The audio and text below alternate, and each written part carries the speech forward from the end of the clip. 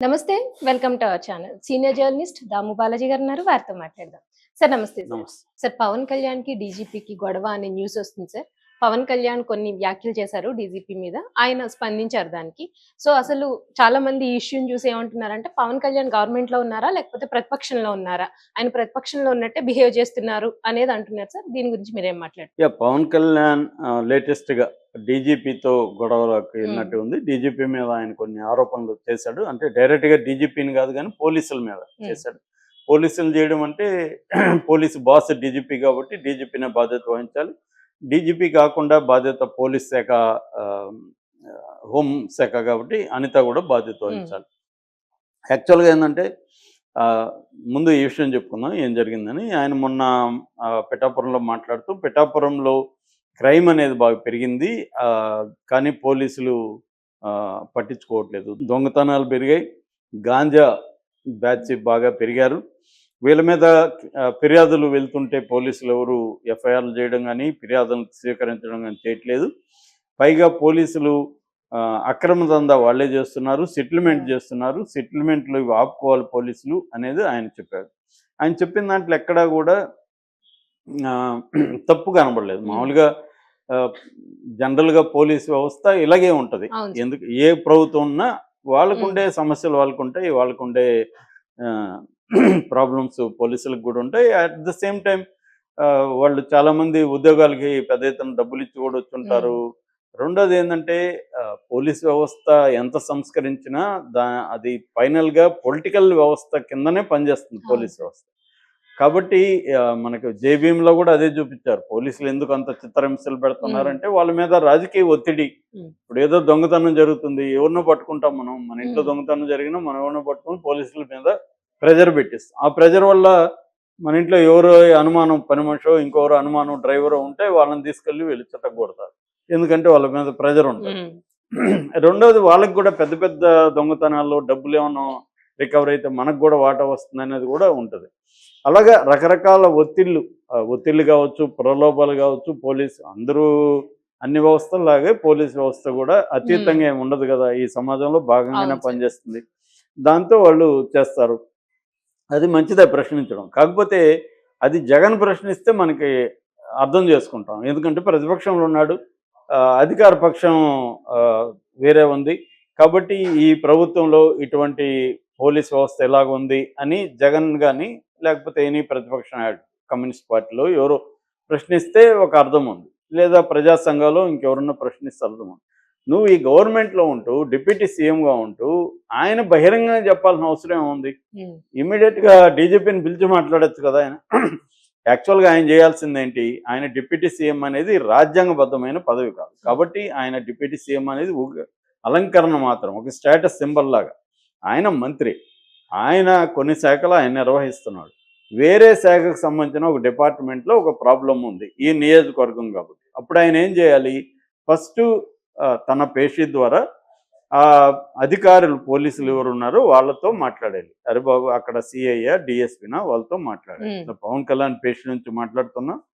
మీరు పలాని పోలీస్ స్టేషన్‌లో పలాని కేసు విషయంలో మా వాళ్ళు ఇస్తే మీరు తీసుకోవట్లేదు అనేది అడగాలి. వాళ్ళు సరైన సమాధానం చెప్పినప్పుడు ఏం చేయాలి? పై అధికారులకు వెళ్ళాలి. ఇంకా డీజీపీ దగ్గర మాట్లాడాలి. కాంక్రీట్ ఎవిడెన్స్‌తో డీజీపీకి అప్రోచ్ అవ్వాలి. ఇది ఎవరైనా బాధ్యతాయుతమైన మంత్రి చేయాల్సిన ప్రొసీజర్. కానీ పవన్ కళ్యాణ్ అలా చేయట్లేదు. పవన్ కళ్యాణ్ వేగ్గా ఆరోపణలు. అది అనేది సామెత ఉంది. బట్టగాల్చి నీ మీద వేస్తాను నువ్వే దాన్ని క్లీన్ చేసుకో అని. అలాగా వేగ్గా చెప్తున్నాడు. సో దీనికి డీజీపీ తిరుమలరావు రియాక్ట్ అయ్యాడు. తిరుమలరావుని అడిగారు. ఇలా పవన్ కళ్యాణ్ పోలీసుల మీద ఆరోపించారు కదా! మీరేం చెప్తారంటే, నేను ప్రూఫ్స్ లేకుండా ఇష్యూని మాట్లాడనని చెప్పాడు. ఆయన కరెక్ట్‌గానే మాట్లాడాడు. అంటే నువ్వు ఒక ఆరోపిస్తున్నావు అంటే నీ దగ్గర కాంక్రీట్ ఎవిడెన్స్ ఉండాలి. వేగ్గా పోలీస్ వ్యవస్థ బాలేదు అంటే నీ ప్రభుత్వమే కదా ఉంది. బాలేకపోతే నువ్వు సరిదిద్దాలి కదా! బయటెందుకు వచ్చి చెప్తున్నావు? కాబట్టి ఈయన కూడా బయటే చెప్పాల్సొచ్చింది. సో డీజీపీ ఏం చెప్పాడు? ప్రూఫ్స్ ఉంటే నేను ఆ ఇష్యూని అడ్రెస్ చేస్తాను. ప్రూఫ్స్ లేకుండా వేగ్గా చెప్పినప్పుడు నేను ఎట్లా అడ్రెస్ చేయాలి? ఎవరు ఏ పోలీస్ స్టేషన్‌లో జరిగింది? ఎవరు కంప్లెయింట్ ఇచ్చారు? అదంతా తీసి ఆయనకి ఇవ్వాలి కదా! రిటర్న్‌గా ఇవ్వాలి కదా! అప్పుడు ఆయన దగ్గర ఒక ఫైల్ ఉంటది. ఫైల్ పలాని పిఠాపురం 1 టౌనో, 2 టౌన్ ఏదో పోలీస్ స్టేషన్‌లో పలాని సీఏ చేశాడా? ఎవరు కంప్లైంట్ ఇచ్చారు వాళ్ళకి అప్పుడు వాళ్ళకి ఆదేశాలు ఇస్తారు. ఇలాంటి వాళ్ళు కంప్లైంట్ ఇస్తే నువ్వు ఎందుకు తీసుకోలేదు, దీనికి షోకాజ్ నోటీస్ ఏదో ఇష్యూ చేస్తారు, నేను సమాధానం చెప్పి వాళ్ళు సమాధానం మీద సాటిస్ఫై కాకపోతే ఈయన ఇది తీసుకుంటారు, వాళ్ళని పనిష్ చేయడము ట్రాన్స్ఫర్ చేయడం ఏదో చేస్తారు. ఇది కదా ప్రొసీజరు.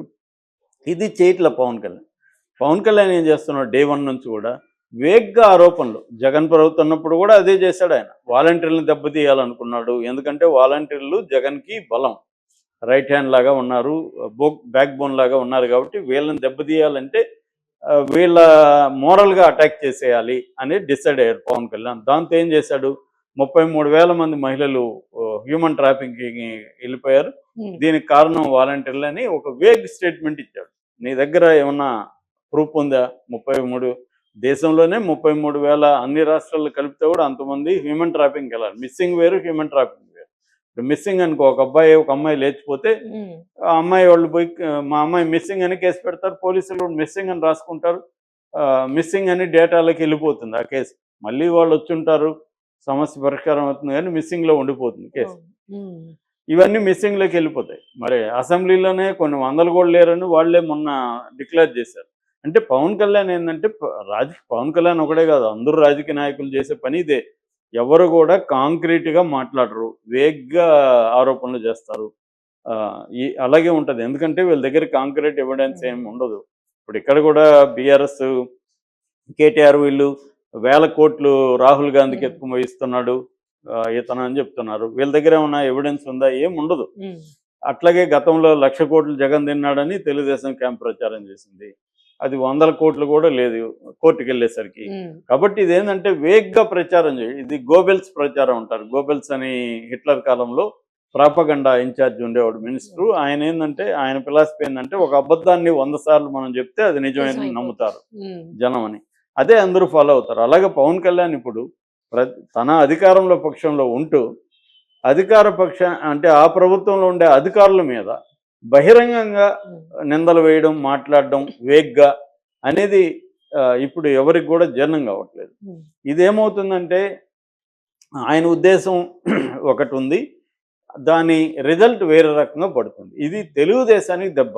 ఎందుకంటే ప్రధానంగా తెలుగుదేశం అనేది మేజర్ పార్టీ, అక్కడ Pawan Kalyan minor party. Pawan Kalyan strategy ఏంటంటే ఈ ప్రభుత్వంలో మంచి జరిగితే నాది, నా గొప్పతనం, చెడ్డ జరిగితే మాత్రం నీదే బాధ్యత అన్న ఇది. చెడ్డ జరిగిందా లేదా కూడా చెప్పే ప్రొసీజర్ కూడా ఫాలో కావట్లా.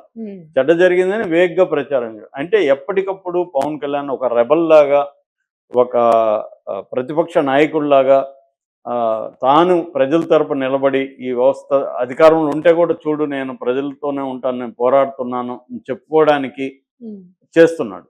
అంటే తను సీఎం కావాలంటే తను సరిపోదు, ఇప్పుడున్న తన బలం సరిపోదు, తన బలాన్ని పెంచుకోవాలి, తను ఎలివేట్ కావాలి ఈ ప్రభుత్వంలో.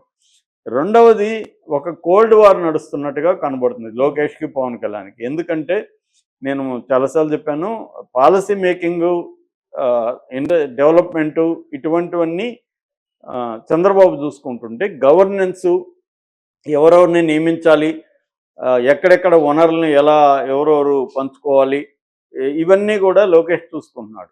అట్లాగే పార్టీ నిర్మాణం, అంటే పార్టీ మీద, ప్రభుత్వ ఫంక్షనింగ్ మీద లోకేష్కి పట్టుంది. లోకేష్ ఒక రకంగా అన్డిక్లేర్డ్ సీఎం లాగానే వ్యవహరిస్తున్నాడు, సెకండ్ సీఎం అనుకోవచ్చు లోకేష్ని. ఇది పవన్ కళ్యాణ్కి ఇబ్బందిగా ఉంది. అంటే ఎప్పుడైనా డెసిషన్ ఎవడు తీసుకుంటాడో వాడే పవర్ఫుల్ కదా. ఇంట్లో ఇద్దరు ఉంటారు, భార్య భర్త, పైకేమో భార్య అరుస్తూ ఉంటుంది, అందరూ ఏమో ఈమె డామినేట్ చేస్తుంది అనమాట. కానీ డెసిషన్ మేకింగ్ అంతా భర్త తీసుకుంటుంటాడు. కీలకమైన డెసిషన్ అన్ని వాడి, పవర్ ఎవరిది? అతనిది, కానీ పేరు వచ్చేది ఎవరికి? ఈమెకి. అలాంటివి ఉంటాయి. అలాగే ఇక్కడ కూడా ఏముంది, పవన్ కళ్యాణ్ ఏదో మాట్లాడుతున్నాడు, రియల్ పవర్ లోకేష్ దగ్గర ఉంది, లోకేష్ డెసిషన్ మేకింగ్ తీసుకుంటున్నాడు. దీన్ని బ్రేక్ చేయడానికి కోసం పవన్ కళ్యాణ్ ఏం చేస్తాడంటే లోకేష్ ఎవరెవరినైతే నియమిస్తున్నాడో వాళ్ళని టార్గెట్ చేస్తున్నాడు. డీజీపీ కావచ్చు, టీటీడీ చైర్మన్ కావచ్చు, అంటే ప్రధానంగా పోలీస్ అధికారులంతా కూడా ఏఎస్ ఐపీఎస్ అధికారులని లోకేషే నియమించాడు అని చెప్తున్నారు. అలాగే వివిధ నామినేటెడ్ పోస్టులకు సంబంధించి కూడా కీలకమైన టీటీడీ చైర్మన్ కూడా లోకేష్ పెట్టాడు. సో లోకేష్ అండర్లో వీళ్ళు పనిచేస్తారు. లోకేష్ అండర్లో పనిచేసే వాళ్ళని బహిరంగంగా అటాక్ చేయడం ద్వారా అది ఇండైరెక్ట్గా లోకేష్ని అటాక్ చేసి నువ్వు కాదు పవర్ఫుల్ నేను అనుకుంటే ఆ, ఎవరినైనా దగ్గరనే సారీ చెప్పిస్తా, ఎవరిదైనా నా ఇంటికి రావాల్సిందే, I am the powerful person అని ఒక సిగ్నల్ బహిరంగంగా ఇవ్వదలుచుకున్నాడు ఎవరు, పవన్ కళ్యాణ్. పవన్ కళ్యాణ్ ఇది ఆ, అందుకనే ఇప్పుడు లోకేష్ డిప్యూటీ సీఎం కావాలని ఒక డిమాండ్ తెలుగుదేశం నుంచి రావడానికి కారణం కూడా పవన్ కళ్యాణ్ బిహేవియర్. ఇదేంటంటే కూటమిలో ఉండాల్సిన పద్ధతి అయితే కాదు. పవన్ కళ్యాణ్ కూటమిలో ఎలా ఫంక్షన్ చేయాలి అనేది పవన్ కళ్యాణ్కి అనవసరం. పవన్ కళ్యాణ్ ఏమనుకుంటున్నాడు, తన గోల్ని రీచ్ అవ్వడానికి తను ఒక స్ట్రాటజీ చేసుకొని వెళ్తున్నాడు. ఆయనకి పైనుంచి అండ ఉంది, మోడీ అమిత్ షాల అండ ఉంది. కాబట్టి పవన్ కళ్యాణ్ పాయింట్ ఆఫ్ నుంచి అది కరెక్టే కావచ్చు, ఆయన స్ట్రాటజీ, పొలిటికల్ స్ట్రాటజీ. కానీ ఇప్పుడు కూటమిలో కుమ్ములాట్లు అనేవి కనిపిస్తూ ఉన్నాయి జనాలకి. దీనివల్ల ఖచ్చితంగా రాష్ట్రం ప్రజల మీద కూడా దీని ఇంపాక్ట్ పడుతుంది. నిజంగా పవన్ కళ్యాణ్కి బాధ్యత ఉంటే ఇచ్చిన హామీలు నెరవేర్చాలనేది కదా ఆయన చెప్పాలి. నేను కూడా గ్యారంటీ ఇచ్చాను, అవి మాట్లాడట్లేదు చూడండి పవన్ కళ్యాణ్. అంటే ప్రజల రియల్ ఇష్యూల మీద మాట్లాడట్లేదు పవన్ కళ్యాణ్. ఏవో ఇష్యూలు తీసుకొని ఈ గవర్నమెంట్ని ఇబ్బంది పెట్టాలన్న యాంగిల్లో వెళ్తున్నాడు.